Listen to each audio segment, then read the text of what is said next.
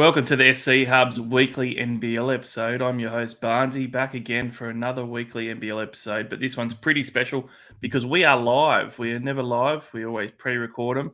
Bit of a different one. We were meant to have first and second on board. Unfortunately, our mate DVG, he's got a few technical problems, so won't be able to join us. But what we're going to do is get him on next week. We do have the guy in second place, Michael, here with us. And we're going to chat to Michael about his season and about this upcoming NBL round. So, Michael, welcome aboard, mate. I haven't had a chance to chat to you yet, but firstly, congratulations on the season and welcome to the show.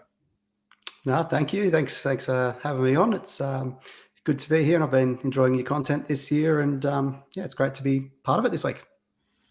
Good stuff, mate. Well, for anyone that's watching, you can join our Discord. Make sure you do. The link is right up there, so you can jump on the SC Hub's Discord server. Even if you like your other sports and it's late in the NBL season, jump on for all the other stuff because it's got everything on there that the SC Hub covers.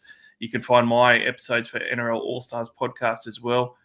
Certainly tune into those ones, but it is all about NBL this week. And before we actually talk about the rounds and stuff, I mean, Michael is in second place. Now, look, I'm stoked with my past week because I hit a 450, and the last couple of weeks I've been moving up the ranks a fair bit, but that's only put me up to about 290. So it's not like I'm looking at any money at the moment. But for you, you're in second place right now, and you've been having a cracker of a season. You've been doing well for a number of months now. So firstly, congratulations. But secondly, tell us, how have you found the NBL season for you, as far as Supercoach goes? Yeah, thanks for saying that. And look, 290 is nothing to be sneezed at either. So that's a really good effort, and it's not easy to get up into those higher ranks. So well done on that. And but yeah, my season, I think it's just kind of just fallen into place nicely, I suppose. Like last year, I've probably played for the last, I think I was thinking about it before, maybe 15 seasons, going back to when it was NBL Dream Team before it was NBL Fantasy. I was going to ask you that. Yeah, that's great. Yeah. So I'm not sure if there's anything that jumps out about this season, but last year I got to fourth place overall, and I suppose I just continued doing some of the same things that I did last year, and it's worked out all right, and probably been a bit, I suppose, luckier with things like injuries and stuff that normally derail the season.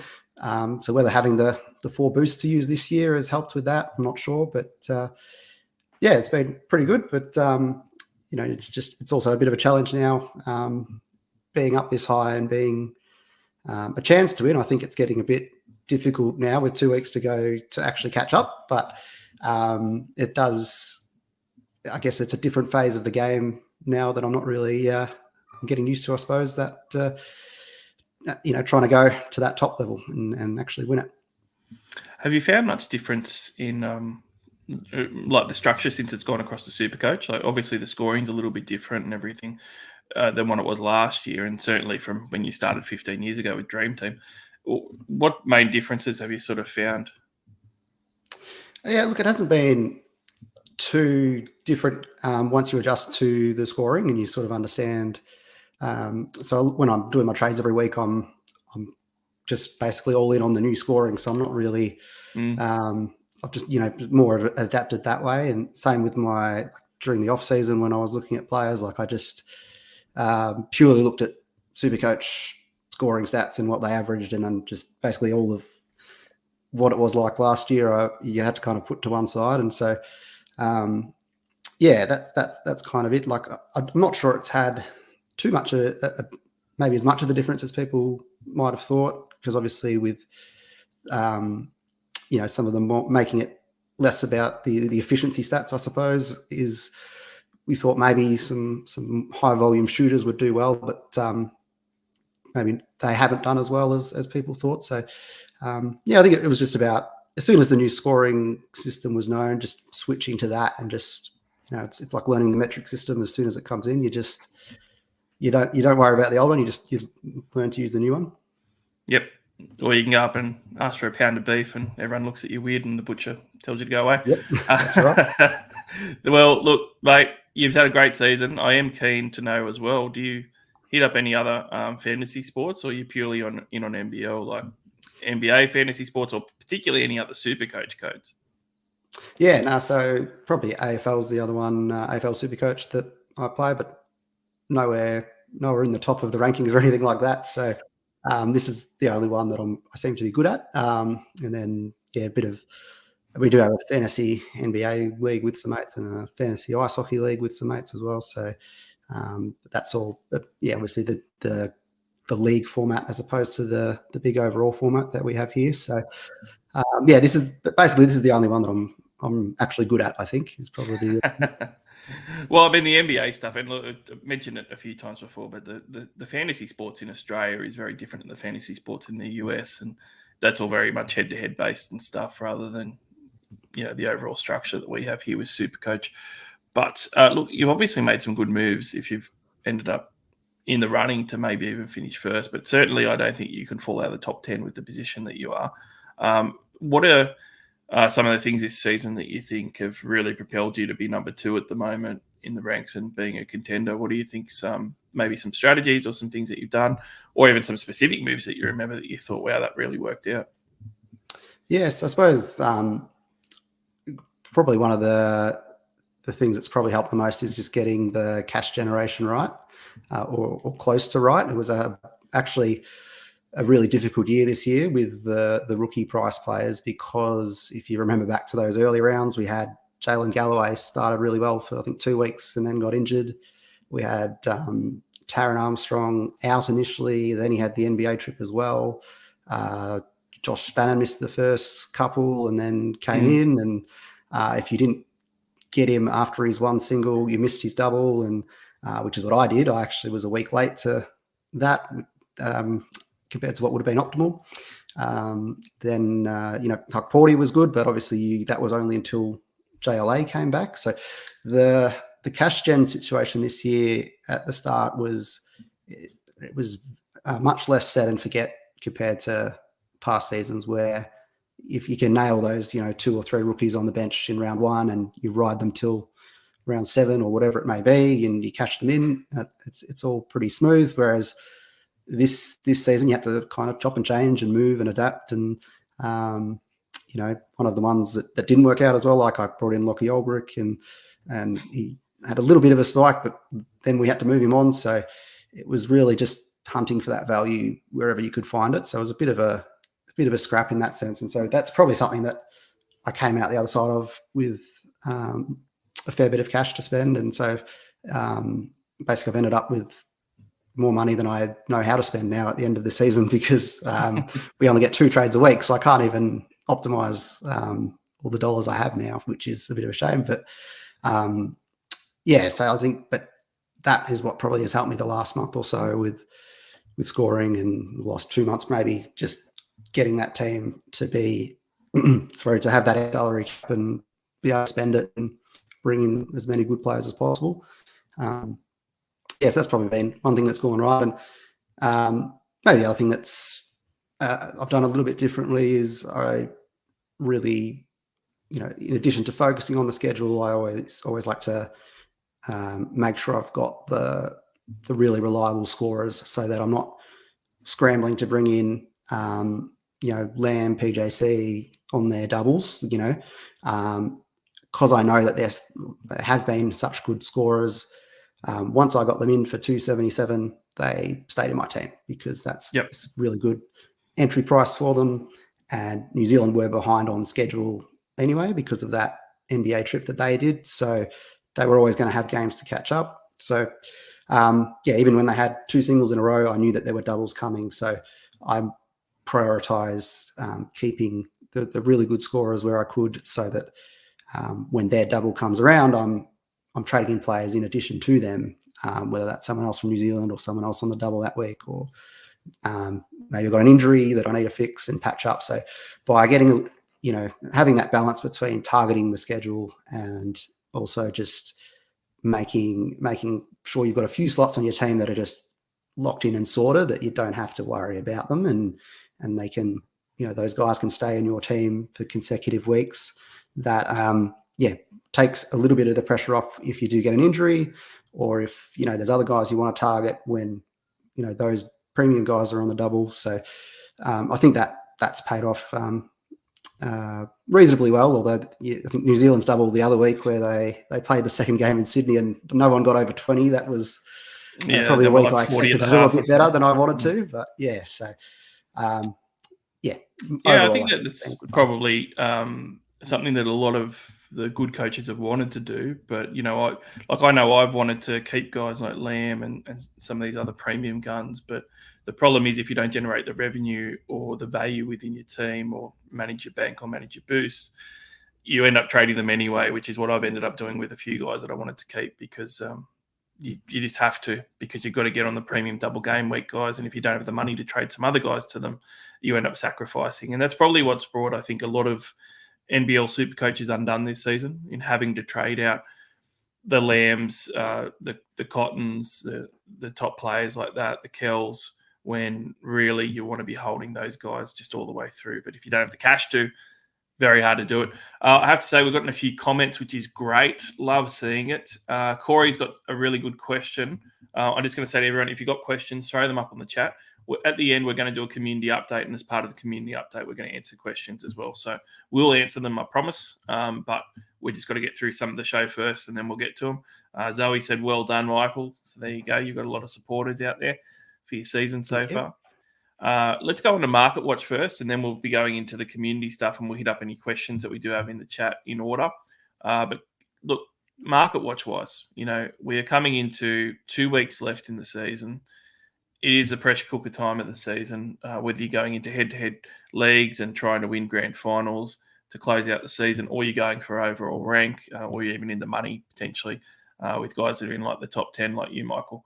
So looking at the market, first of all, with the schedule, before we get into players, there's 2 teams with a double this week in Illawarra and New Zealand. And funnily enough, the way it's worked out, both of those teams have a double in the final round in round 20. So it's almost made it too easy for some coaches as well, because anyone that you bring in from either of those sides, you're going to be able to keep for next week as well. So I think it has taken a little bit of the strategy out of it even. It has maybe made it a bit easier for some teams. But certainly, because they do have the back-to-back doubles to close out the season, I would say that you probably agree that you have to be just looking at purely Illawarra and New Zealand players right now for this week.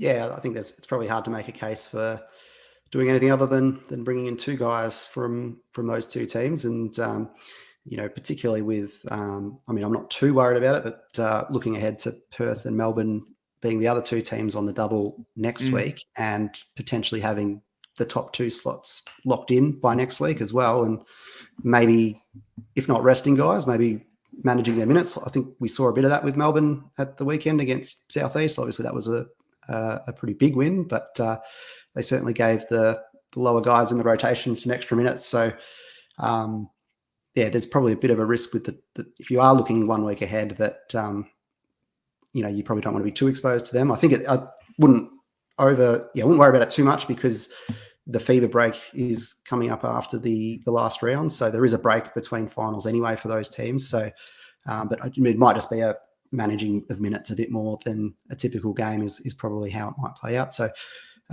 really the best thing to do is probably to focus on just Illawarra and New Zealand for this week. Yeah, and I don't see either New Zealand or Illawarra in where they are at resting anybody. So they're kind of ideal teams, and they've also got teams at several different price points. So I think that everyone's going to have some interesting options to consider from both sides. Look, the traded out a little bit different this week because there is only the 2 weeks left, Michael. I'm not going to touch on guys that are obvious ones. I have to say it's a real shame that Lamb looks like he's done his Achilles, because he has had a phenomenal season, potentially in the MVP running as well. And that's a major blow for anyone that had Lamb, but he's an obvious trade out. Let's just talk about some of the guys that are more interesting discussions. The first one is Kell. And Kell is the second most popular trade option at the moment to get out of teams. And he is coming off the second best score for last round. He threw up in a double game week a 83. And he did that, especially it's amazing the last 4 or 5 rounds he's had. He has just been absolutely killing it. And you mentioned before, those are the sort of guys that you've kind of held on to, those premium guns. I understand that people might need Kell's money to get guys, but I did just mention before that between New Zealand and the Hawks, they do have several options that are a bit cheaper, and we will talk about those. But guys like Cheatham that are 300k, for instance, I do kind of think myself that I would be trying to hold a Kell and trade someone else, even if it meant I had to get a cheaper option. How do you feel about trading at Kell this week? Yeah, look, I think it's probably going to be financially driven for people. If they they can keep him, then if they've got the cash to do it, then it's the right thing to do. Assuming you've, I think everyone's going to have more than 2 players on a single going into this week. So if you're going to keep any, you're going to keep the highest score as possible. So, but if you are in the situation where it is, look, if it's the difference between getting one of the real top tier players on the double this week and not getting them, then you probably do it because you want that scoring is going to be on your court, whereas ideally you set up so Cal can be on your bench for this week. So it's really probably a consideration of cash and whether it's the difference between getting a Gary Clark or someone like that that's is going to score really well this week. Yeah. There's another guy that I'm a big fan of, and that's Milton Doyle. And I understand trading him out normally, but I'm just going to throw a scenario out there to people. In every form of Supercoach, and I obviously run an NRL Supercoach podcast too, and I can tell you I've played that for many, many years, and it has happened to me several times every season, including the very last round of a season. And it's an absolute killer when you get to the last round of a season and you put your trades in and you're down about $4,000 on being able to execute them. That's a killer. And the reason why I bring that up with Milton Doyle is because I think that in that price point of a $339,000 player, teams have multiple options and are not going to be playing double game weeks that they can trade out. The problem with doing Doyle is that he's got a -1 break even. So he is somebody who is going to generate cash this week. There is no doubt about it. And he could actually score well. And when you're looking at his matchup as well, we just saw what happened to the Southeast Melbourne Phoenix on the weekend. The lineup they put out just got belted by United. They put up a good fight at the start, but it was always going to happen. Now, some of those United players, played lesser minutes, but you look at this sort of thing and you just go, far out. Like Milton Doyle is in good form again the last few games. He could easily, I think his floors are 35. I think he's going 35 plus. And that is really quite crucial points for you to have in your side. He's got the best matchup he could probably have. And he's going to make money. And like I said, you get to next round and you need to make your trades and you need to maximize your value. And you could get an extra 10, 15K out of holding Milton Doyle an extra week. That's why I would be looking for other players myself and what I have. And I've actually held Milton and I'm going to trade someone like a Jalen Adams instead. Surely these teams with Milton, I would imagine, have a different option that they could trade out. Yeah, no, you're absolutely right. Thinking ahead to next week as well, and what you might be able to do with the cash rise that he'll get is, if that's the difference between, getting a JLA next week, for example, and, a lesser player, then you got to factor that into your decisions this week. And I actually captained Milton Doyle last week, so did I. Was watching him closely. Second though, so you did really well doing that. It was he. The funny thing was, I think that first game, his shooting was not looking great. I think he was about 2 of 10 at one point. So if a few more of those go in, it would have been a really good round. So it seems like he found a bit of touch. One of the reasons I captained him was because the 2 teams that he has beaten up on this year were Cairns and Adelaide going into last round. So, but it seems like South East Melbourne at the moment are someone that everyone's getting a chance to score against. So in their current form, and so I think it's probably a good week if you can hold him to hold him. Yep, as we said, Milton loves your Supercoach teams, guys and girls. He grabbed a rebound for his double-double in the final 2 seconds of that match, and he knew what he was doing. He did about 3 in the last 4 minutes or something as well, and he made sure he got it done. He was doing it on purpose, for sure. He was looking at the Supercoach scores. Look, the other guy that I'll mention too is Bryce Cotton, and this is looking ahead again. We said last week, me and the Supercoach pleb were chatting, and we said, look, if you're going to dump Bryce Cotton, just do it this week. Do it before he loses money. And just don't get him back in. And if you want to do that, that's fine.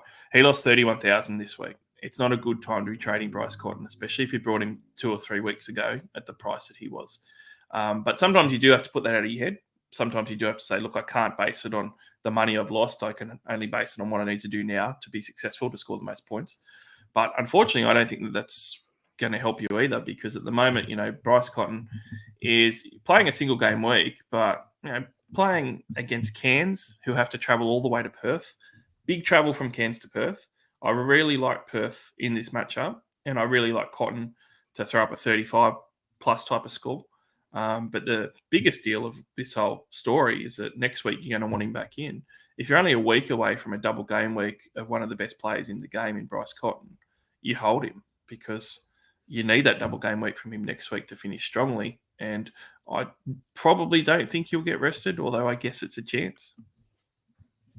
Yeah, look, I don't think so, given that he, a lot of people have been saying all season, surely he can't keep playing 40 minutes, and then he, plays 33 to 40 is his range every game. So, I don't think he's someone that's going to be sat down. And look, obviously, again, it's a financial consideration. He's worth a lot of money. So if you're really stuck and you need to trade one of these high price guys, then that's what you've got to do. But certainly, like, Cairns have been giving up some big scores to guards in recent weeks. So Milton Doyle was one of those. And so I think it's probably worth, if you can, obviously, holding Bryce Cotton. Yeah, definitely. And they're probably the most controversial ones. I mean, I think all the rest of them make total sense. Like when you're getting out these Adelaide guys like Humphreys, like DJ, and certainly even some of the non-Milton Doyle Tassie guys like a Magnay and McVeigh was very popular as a trade-in last week. It makes huge sense. The trade-ins, though, we're going to see a huge amount of value options that are there. And that's why I think that you can probably hold some of these premium guys and just trade someone else and just change your second trade-in player. The most trade-in player at the moment is Cheatham. And I tell you what, I've been on him for a while. I ended up getting him in 5 weeks ago. And he was a bit disappointing at the start. He is a little bit raw sometimes still, a bit out of control sometimes, a bit foul happy sometimes. You can tell he's still learning. But when he's on, he's got huge athleticism and huge potential. He got a double-double on the weekend, which was great. And he fired. Ended up with a 34-point game against Perth. I thought he looked fantastic in the week before. In his double game week, he had a 71. So at 300,000, he still looks like he's really good value, even though he's just gone up another 34,000. I'm happy that I paid 240 for him a few weeks ago, but at 300, he still looks like great value. He is only in 5% of teams at the moment, and I really like that. I think with Lamb going down, it not only gives Cheatham more responsibility and usage and a bigger role in New Zealand, but it also really, again, slims down those forward prospects on who you can get in, because we've already got Creek out. We've already got Lamb out now. We've already got Alan Williams out as a big man in the centre. And there's this very slim pickings at forward. There seems to be a lot of guards that you can choose from, but not that many forwards. And with a couple more going down, Cheatham all of a sudden looks like one of the best options you can get behind Gary Clark. So I really like this trade-in, and I like the matchups too. I like that they've got Illawarra and Melbourne, not so much, but Illawarra, Melbourne, and then next week in particular where they've got Brisbane and Adelaide. Finishing on Adelaide, you could really finish on a bang with that one. So it's a decent draw, although obviously United could be a bit scary. So I'm all aboard Cheatham. I think that his average is much better at the moment than his 24.6 per game. I think he's a 30-plus type of guy now for the rest of the season. Glad I own him. If I didn't, I would be looking at him as one of those cheaper options to get in.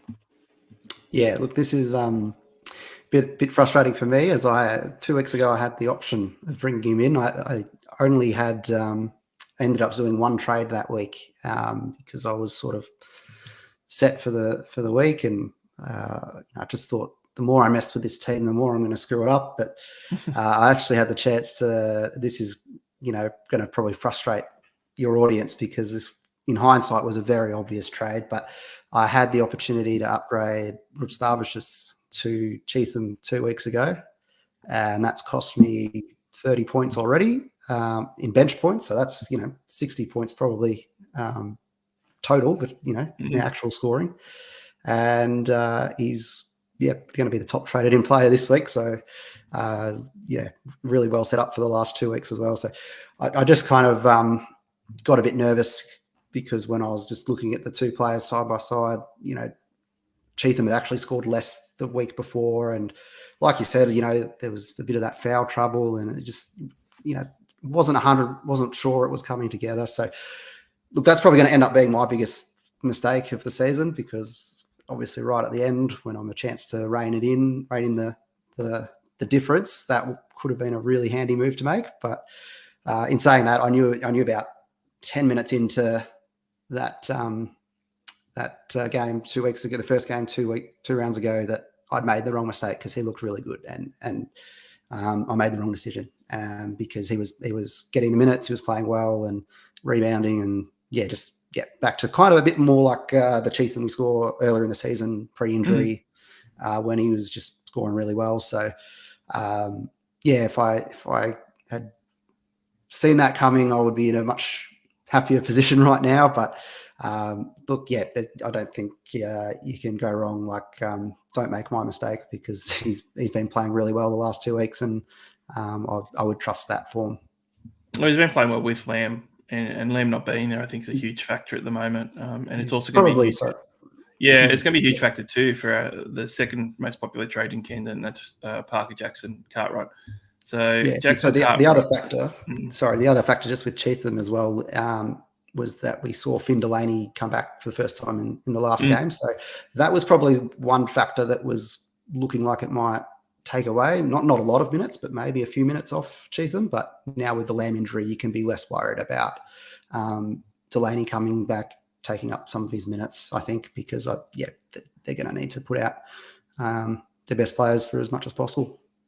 Yeah, I think that they just really need the size as well, and athleticism up front. Like, they've basically got Mango and Cheatham there, and either one of those guys can get in foul trouble, to be honest. Like, if one of them does, the other one's going to benefit, and they could go a bit small off the bench if they wanted to, but when you're having a look at the matchups, that could really hurt them. Like, playing United this round, you would be a brave man to go small against a side that has JLA starting and then Huck Porty coming off the bench to smash you in the middle. Like, you need some big guys there. So I think that bodes well for him. Jackson Cartwright, he is the first player I went and did a trade for as soon as it opened out of lockout. 350,000, pretty good value. I didn't 3 or 4 weeks ago, I didn't love him as much. I thought that he had a little bit of a dip in form. I think that he's looked better lately as well, just on the eye test. Scored a 27 on the weekend. Wasn't amazing, but I like that he's still getting those steals on the weekend and getting those high assists. So it didn't matter that he didn't have huge scoring. He's going to get those steal stats and assist stats, which count for a lot of points. The week before it was 60, not spectacular in a double game week, but okay. But again, we mentioned Lamb with Cheatham. Lamb obviously takes a lot of shots, and he's a high scorer, and he's a high volume guy as well. There isn't a lot of players, if any, on that New Zealand roster that are really high shot takers or high volume guys, or even high volume scorers. You don't have 20-point scorers on that team, aside from Lamb and aside from Jackson Cartwright. So to me, that says more shots for Jackson Cartwright, probably a bit more offense. You might be looking at 3 to 4 extra points a game. And I like him being aggressive against some of these matchups as well. So I expect a bit of a bump for him. Like, he was already on the season averaging 33.8. I could very well see him, 2 or 3 points better than that. I could see him even edging towards 37 plus as an average over the next 4 games, 2 rounds. So I don't like ever saying, Michael, that someone's a must, unless, they're a minus 50 break even or something. You're trying to make money round 2. But as far as this point of the season goes, and probably aside from Gary Clark, he would be the next one that I'd be pretty close to saying is a must. Yeah, no, really like the logic there that, with Lamb out, he's kind of going to have to be the guy for them that, just generates their scoring.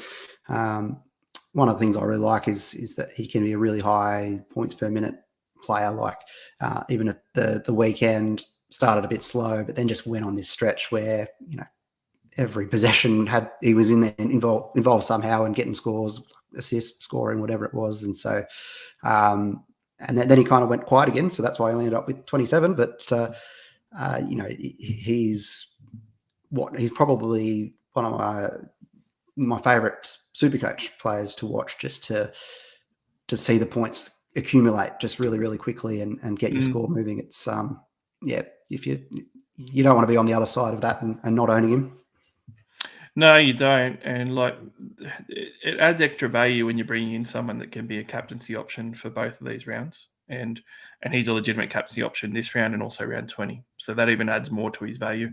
So look, he would be my number one guy to get in this week if I already own Clark, which I do. So, like I said, he was my first. But the third guy on this list is Gary Clark. I rate him as the best player out of these double game teams. And I think we saw it again on the weekend. He got another double-double. 46-point weekend, and he did have, what was it, the week before he had that injury which took him out of that second game. It was a bit disappointing, but he's come back fine. I think he was 19 and 10 or something on the weekend. He had the defensive stats. They had 2 or 3 blocks. I can't remember which, but he was blocking shots. And it just, again, his matchups, he's got New Zealand, and we already spoke about how well that front court, he would have been up against Lamb, and now he's not. That's going to help him because we've seen foul trouble for Gary Clark at times as well. And then he's got Sydney are playing really good at the moment, but they're playing really good offensively. I still don't, as a Kings fan, I still don't rate their defense that much. They can still really let guys score on them. It is at Kudos, but that's not very far from Wollongong. I'm right in between both, and I can tell you it's not a far travel. So that's not bad for this round. And for next round, they've got Perth, but that's a win. That's a lot better for them. And then they've got Melbourne. So next round, it does look like, if you're looking at New Zealand players and then you're looking at the Illawarra players, to me, it does look like New Zealand's got a bit of a better draw. But in saying that, even though round 20 looks a bit harder, at least Perth have to travel and they're not great on the road. And Melbourne, their first, we already spoke about resting players. That's the last game of the round for Melbourne United. We could see bench players galore for that one, and all of a sudden Illawarra feast and Gary Clark goes for a 45-point game for Supercoach scoring. So I love Gary Clark. It's one of the best moves that I made, was deciding to bring him in instead of Froling 5 weeks ago, whatever it was. And I would put him at number one this week. To me, it's like Gary Clark, and then it's going to be Jackson Cartwright, and then it's daylight as far as your scoring if money is no object. Yeah, no, definitely. Gary Clark is probably number one. I'd have him ahead of Cheatham if that's what anyone's weighing up, because I just think he, and you speak about the PJC just getting those points, and you watch Gary Clark sometimes, and it's like he goes on runs where he just doesn't miss, and you can just see the points flowing, and that combined with the double threat as well, those 5 bonus points can really come in handy. So really, really important to own him this week. And I actually traded him out 2 weeks ago for Luke Travers, so I'm probably slightly behind on that, but that was purely just because of his injury risk going into that round. And reading what Tatum had said during the week, it seemed like there was a range of possibilities that he might even not play, or he might be on a minutes restrictions. And in the end, it ended up being fine. But that was the week where I kind of had 2 free hit trades. So in that situation, I just opted to, reduce my exposure to injury risk, I suppose. And obviously now that's gone, I've got to try and work out how I'm going to bring him back in this week. Well, I think everybody should be looking at bringing him in this week. 372,000. I think he's probably 50K undervalued from the form that he's shown over the last couple of months. He's got the ability to go 40 plus in a game. So you've got to get him in. And then when you're having a look at some of the other guys after him, there's a significant drop-off. So some of these guys are real value players, obviously. So we've got Mango coming in for teams, and I think that's a real simple equation of teams needing to bring in one of these top guys, whether that's a Clark or a PJC that are mid-300s, and they're needing to sacrifice the second trade, and they're bringing in Mango. Obviously, sorry.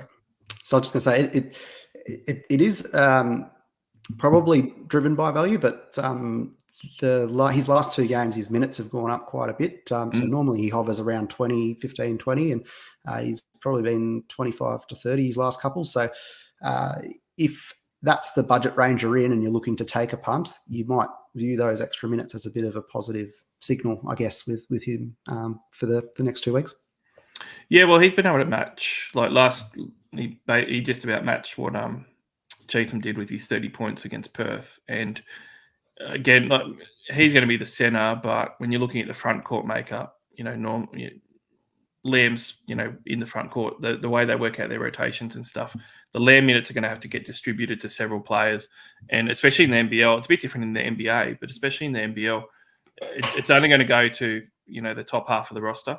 They're not going to start giving the 9th guy more minutes or the 10th guy more minutes or put someone new in the rotation. It doesn't happen in the NBL. So it's going to be distributed across a few guys. Chatham will probably get more minutes.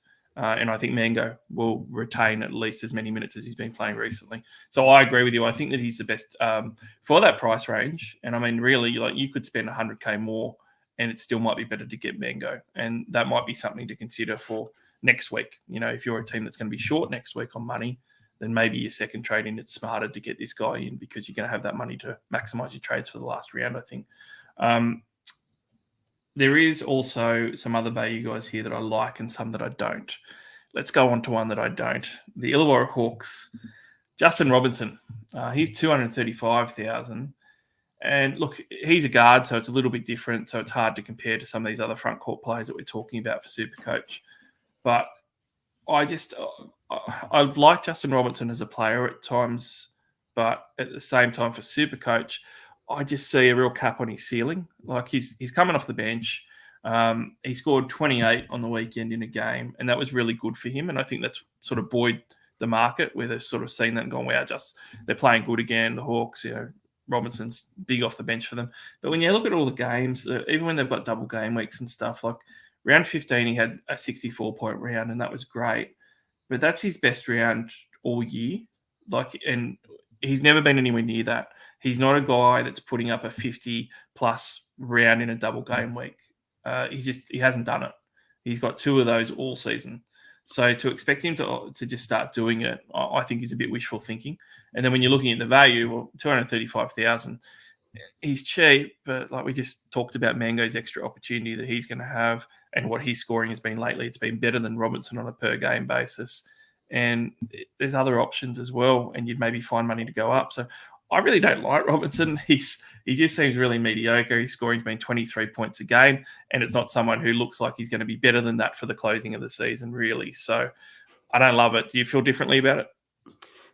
Look, I think him coming off the bench is probably a good thing for his Supercoach scoring. Like since that move, it's probably just gives him some periods where he's the man and he can, run the set, be the point guard, be the, take over if he needs to. And I think also he does still get a lot of minutes with Tyler Harvey as well, even though they're now being separated. I think they still try and get him some minutes that way, but it's probably more if you've got, you need to be really sorted in terms of other guys to be looking at him. So I'd have Tyler Harvey ahead of him. So unless you've got all those guys that are ahead of him in terms of guards that are on the double this week, so that'd be PJC and Harvey, and maybe he's after that. I'm not sure, but yeah, if you're really set in terms of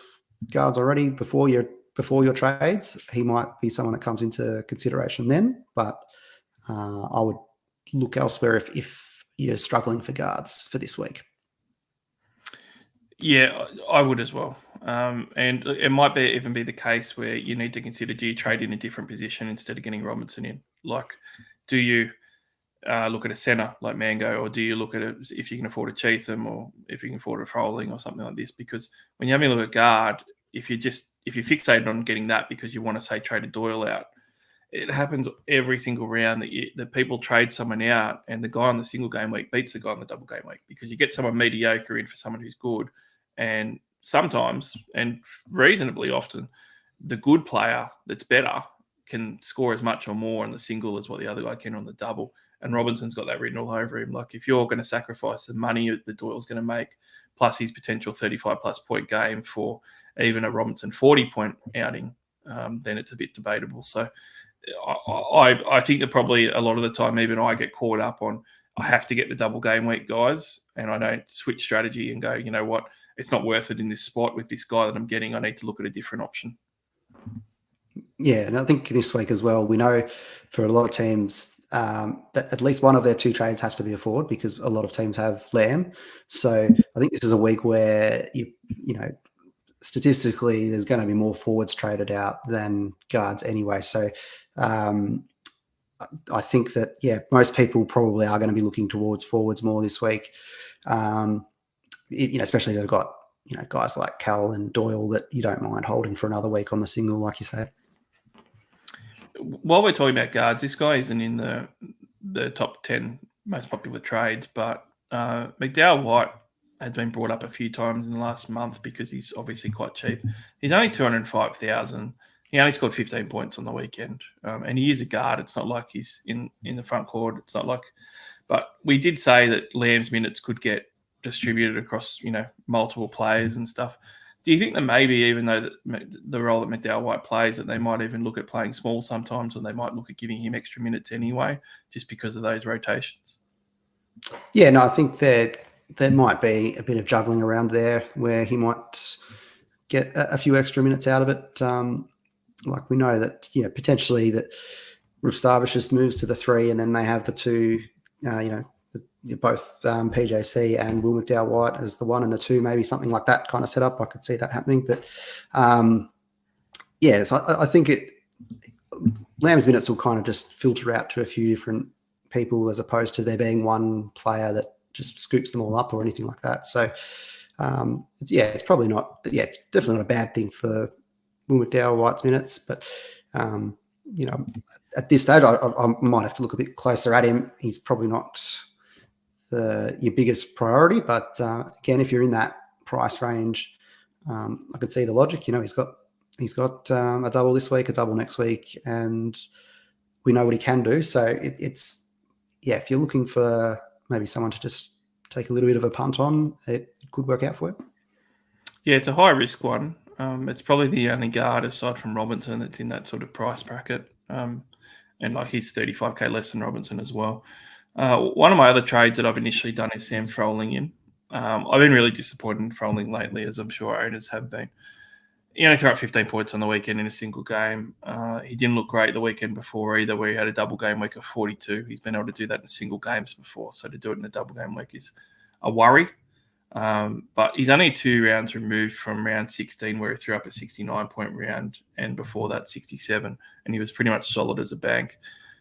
It's been a weird couple of weeks for him. His Supercoach performances haven't been close to his 30 points a game. It's actually dropped him down to 29 points a game on the season. But I'm actually glass half full on him. I actually really like the value. I think getting him at 316,000 as a dual forward centre, which is really handy as well, is a really good price point. I do believe that he's going to bounce back this round. But certainly on form, it doesn't look good for him the last 2 weeks. So the argument could be made by super coaches that, look, he's on a slide. I can't deal with him getting, even a 40-point round and improving on last week's 15 points per game, because it's just not good enough. And they would be right. Where do you sit? Do you think that he's going to improve? Because at the moment, he was my second trade, and I kind of like the value I was getting. Yeah, look, it's an interesting one because something a bit funky is happening with his minutes the last 2 weeks. So he had, 23 this week, and then 43 across the double the previous week. So normally he's pretty good for about 30 minutes for that team. So I'd probably like to dig a bit deeper into what's going on there, whether it's been foul trouble or if there is some kind of injury. I haven't watched the press conference or anything after their game at the weekend to see if that was brought up or if there's anything that's come out this week. So that's probably one that I would research a little bit closer to find out what might be going on there. And, if it's just a matter of he's had a bad run with fouls. I know he had only 3 at the weekend, so I'm not sure what was that, but maybe they were early. And that's why. But so, there's probably a few questions there that I would answer first before jumping in.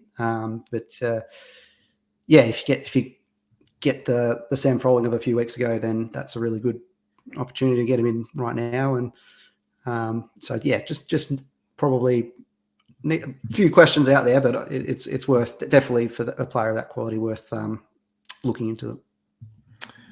Well, I mean, I think that he's being benchmarked directly against Cheatham at the moment for this week, and obviously the market's saying that they prefer Cheatham.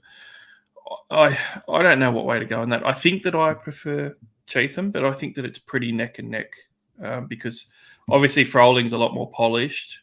We know he can score high points consistently. So my head keeps saying to me, actually, I think Frolling's a better buy.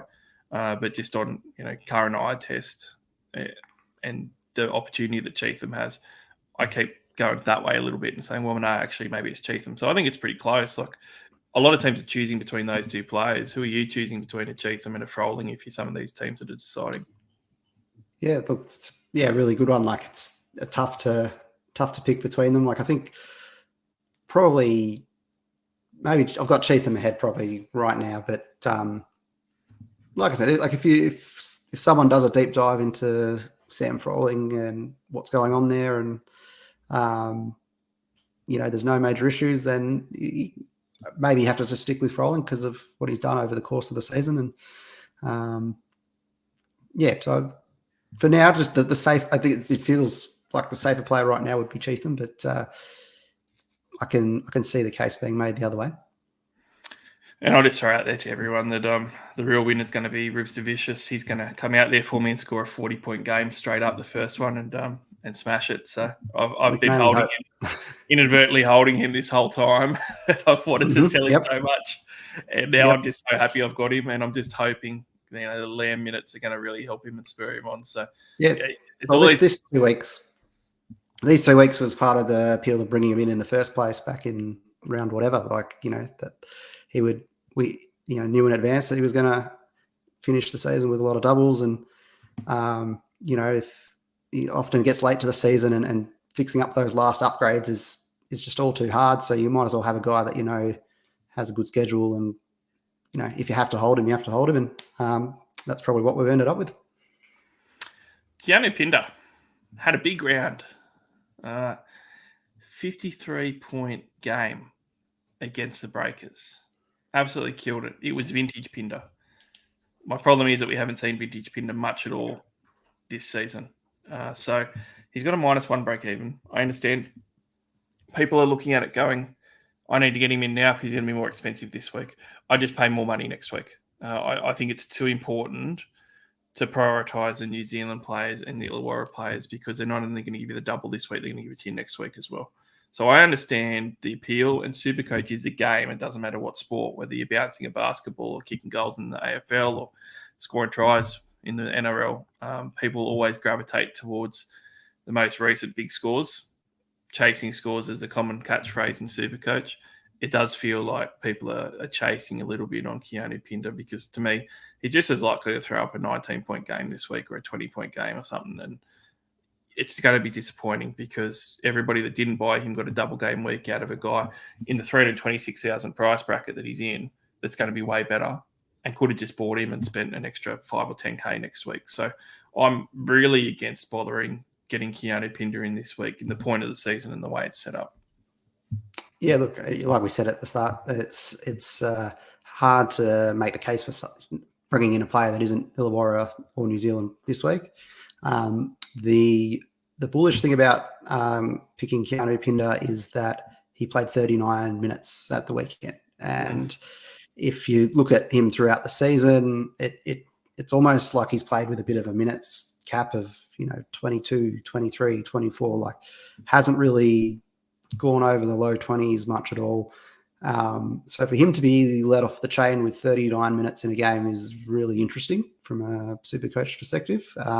If there was some reason for that minutes restriction earlier in the year that is no longer applicable, whether he was carrying something, I don't know. But at the very least, it's a interesting change in, from what we've seen earlier in the year. So it's probably a good thing that we've got the single this week to just see whether we get that again this weekend before his double next week, because that'd be what I'll be keeping an eye on is if he's playing, even if he's playing 30 plus minutes, that's not what he's had all season. So that makes him a far more interesting pick at that point. So he's probably best as a watch for next week. If you've got absolutely everything sorted for this week, if you've got a whole team of Illawarra and New Zealand already, then maybe. But interesting, but probably not the right week. Yeah, and I'd probably say too at this stage of the season, everybody's got so many players with value to trade out. Like, it's not like you're scraping for funds in round 10 to be able to get some of these guns in. You know, everyone's got several guys they can trade out for round 20. So I just don't think that people should be looking at it at all. Is there any other players that might be on your radar that we haven't mentioned that might be sort of Poddish or other guys that you sort of looked at as maybe options? Look, to be honest, I don't think so, because I think like I said, it's there's really only 2 relevant teams for this week, so it just it makes it a bit hard to find too much of a pod. I can't think of something unless you want to go really out there and go Finn Delaney or someone that just has been off Broadway and you think they're gonna come out and go off. No, we're not a show that needs to go down to Finn Delaney levels. We're not that desperate. That's okay. It's a good shout. I mean, I wouldn't be surprised Finn Delaney can throw out a big game. But yeah, you're probably right. I think that you never know. We've pretty much done it. And I don't think that the matchups really – I don't think there's great single game matchups that lend themselves too much to getting anyone in, aside from maybe Tassie versus the Phoenix, but you're not going to train any of those guys in on a single game week. You're just going to hold guys. But that brings us to the captaincy talk. I think it's pretty clear cut to me that it's a Gary Clark or Jackson Cartwright captaincy week, and I can't see looking at anybody else at all. And I always like to look at Smokies. I always look to low captain guys to get ahead of the competition, to move up ranks a bit more if I can hit. But this week just seems very vanilla to me. I think that you've got to captain one of those guys. Yeah, look, I think they're probably the 2 that I'll be looking at. I haven't gotten to the stage of really drilling into, record versus opponent and things like that to try and work it out. But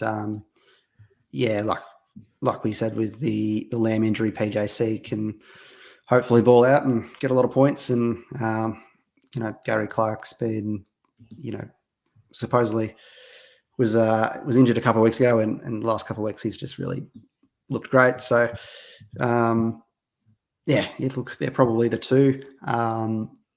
It's interesting, the Supercoach projection actually has Cheatham as the number 1 projected this week. So if someone is really in love with that idea, they could go that way. But I think number 4 on the list is Sam Froling, and so he's not in any sort of form that you'd do that. So it's a pretty narrow choice this week, and it's probably just those 2.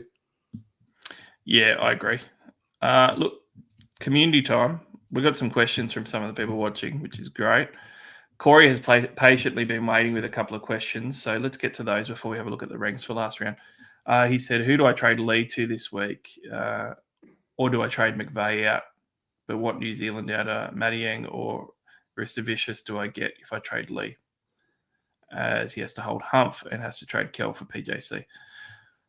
Look, I think it was pretty easy just to go Mango from Lee, and that's certainly what I would be doing. McVeigh's obviously got much more upside than what Lee does. Even though I love me some Mantis, I think I'd have to just go for Mango with Lee straight out. How do you feel about it, Michael?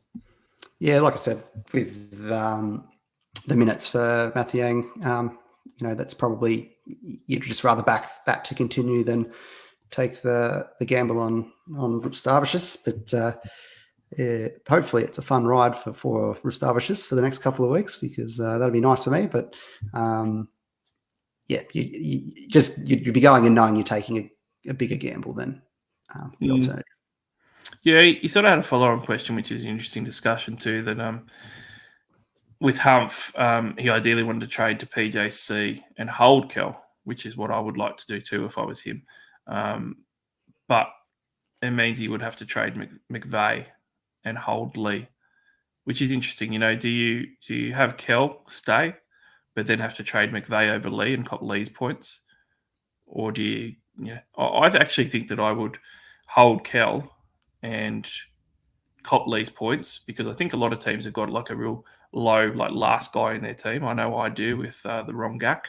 And just get rid of McVeigh, even though McVeigh's got a better upside. I think the points that you get from Kell are really good, and you're still going to get the same trade in, getting a Mango in. So I actually don't mind doing that secondary question and getting McVeigh out if it means I can hold Kell.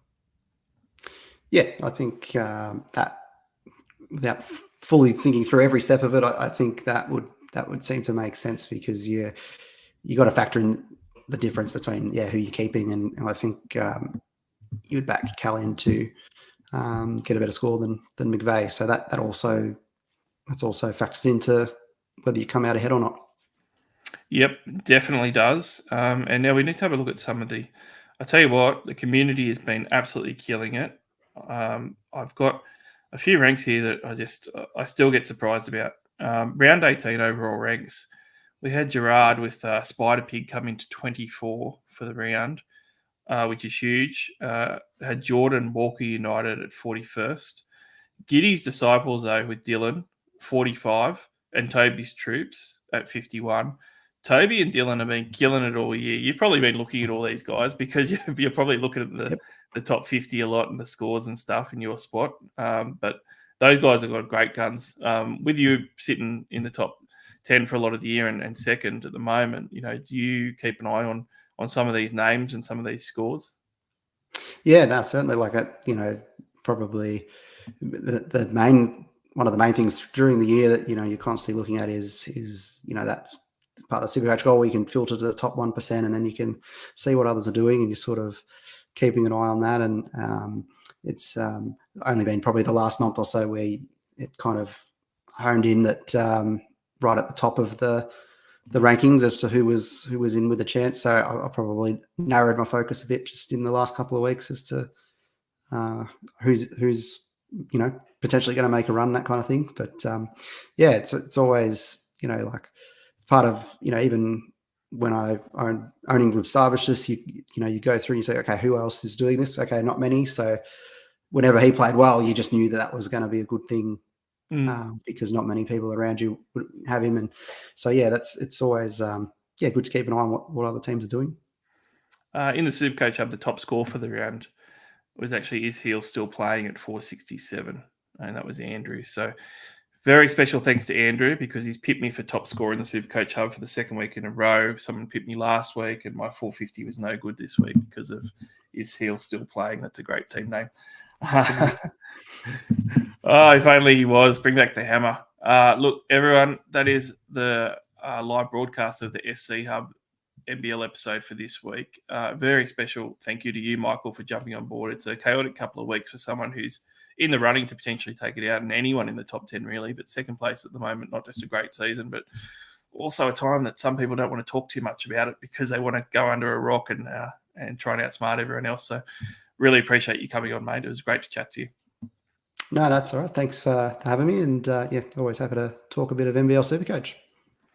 Fantastic. Well, I do apologise to everyone that did tune in that we couldn't get DVG on as well. First and second going head-to-head, it would have been a great podcast. I would have really been the odd man out on that one, but technical difficulties happen all the time in the podcast world. I promise you we will be getting on the first place. Well, maybe we've got the first place person on after this week. We don't know, but first place this week will be coming on next week, that's for sure. So we'll have another one next week. Not sure if it'll be a live stream or not. We'll keep you surprised. Until then, make sure you do follow us on the Discord. Jump in there and join. Follow us on all the socials as well for the SC Hub. Follow me for the NRL stuff that you want. NRL_SC_ All-Stars. Jump on the All-Stars podcast. But until then, good luck with the NBL this week, everyone. Good luck with your trades, and enjoy some basketball, because we've only got 2 more weeks left of NBL before we hit the finals. And then it's all up for grabs, and you can put your feet up and relax because Supercoach is all gone. Thanks, everybody. We'll chat again soon.